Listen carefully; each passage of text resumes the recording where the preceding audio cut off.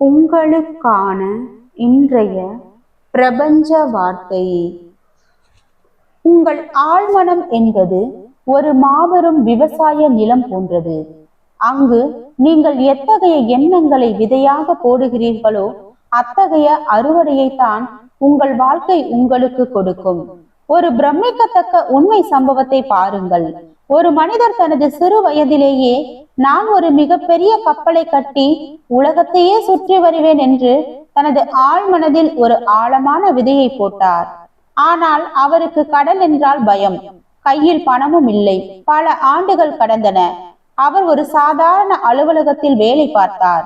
ஒரு நாள் எதிர்பாராத விதமாக அவருக்கு ஒரு கப்பல் கட்டும் நிறுவனத்தில் வேலை கிடைத்தது.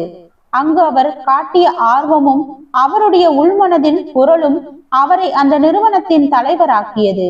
அவர் நினைத்தபடியே உலகத்தையே சுற்றும் ஒரு மாபெரும் கப்பலை கட்டினார்.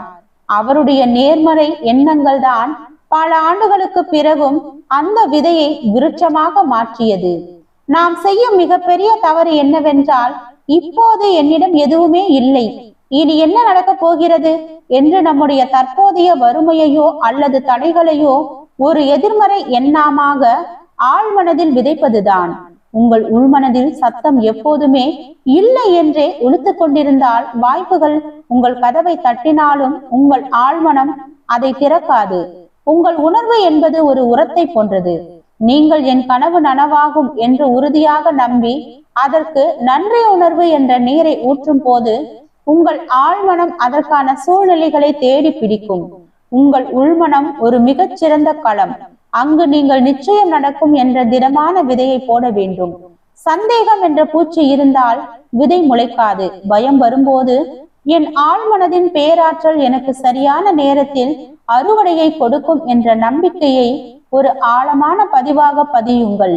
உங்கள் அதிர்வலைகள் எப்போது நான் எதற்கும் தகுதியானவன் என்று அதிரத் தொடங்குகிறதோ அப்போது பிரபஞ்சம் உங்களுக்கான அத்தனை கதவுகளையும் திறக்கும்.